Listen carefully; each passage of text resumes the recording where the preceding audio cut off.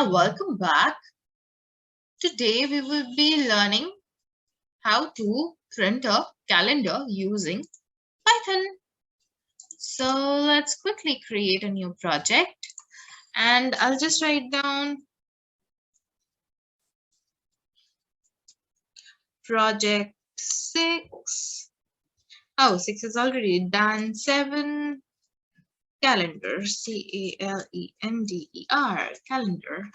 So, it's way simple, way easier. Nothing, just 2 lines of code and you would be done. Okay, so this is actually a built-in module already. So I'll import calendar.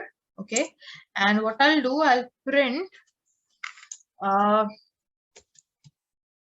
calendar dot. See, there are so many things. Definitely let's print month and check it out just. So it's 2021, or maybe let's take 2022 and let's print 6th month of it. Okay, let's run this. See, so we have June 2022 and it works well. Let me just tally it from our own. Yes. So we are starting our week on Wednesday. Okay, perfect. Great. So now let's just check for 7 if it works cool. Works cool. Okay. So it works well here as well. Perfect. Okay, now let me show you something. Have a look. What do you see over here? So many lines of codes. What are these? So I have just opened this module over here, calendar.month. I just pressed Control and then clicked on the word month over here. So now you have got all the code which has been written in the module calendar. See calendar.py. So this module which you have imported over here is here. Now we are using a whole file, like we are just importing this calendar and it's just getting used. See how long the code is. Let's try to read it a little. First of all, it's catching the error. It's creating class we have learned in object-oriented programming. Then it has also the whole like see 0, 31. So it's actually, I guess, because it starts from 1, right? So if you write down 0, there is nothing known as 0th month. So that is the reason. So it's 1, 2, 3, 4, 5. It is 28 for this one.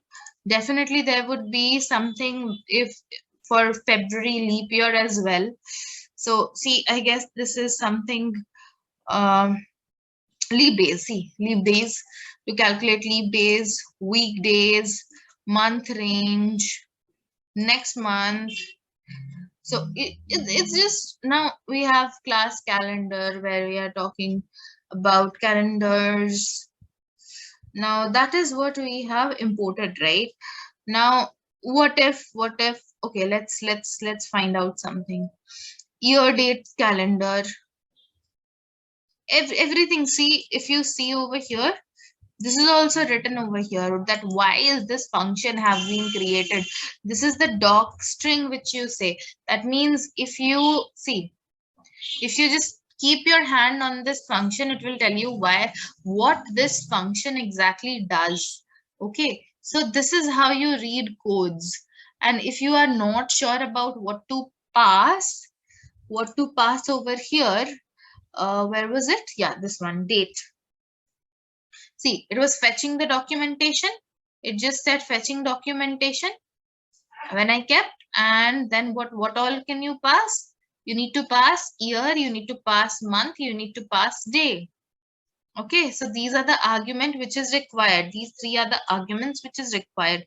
And over here in documentation also it is given.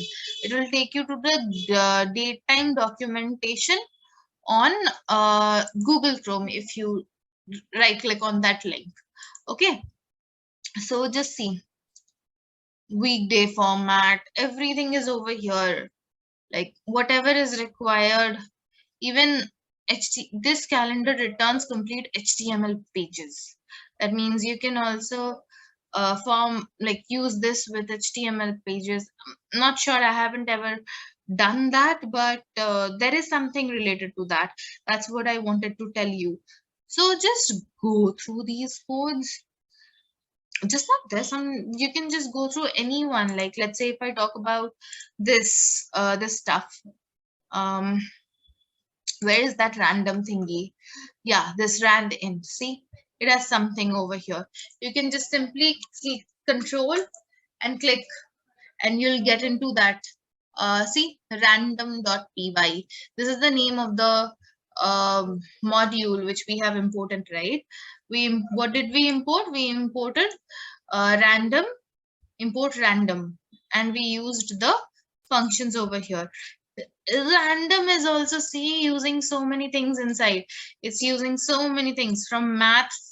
From math it's using square root, from log. From math it is again using log. From OS it is using something. There are so many things it's using. And then you have all the functions that you can use. Like everything is written over here, you can find out everything.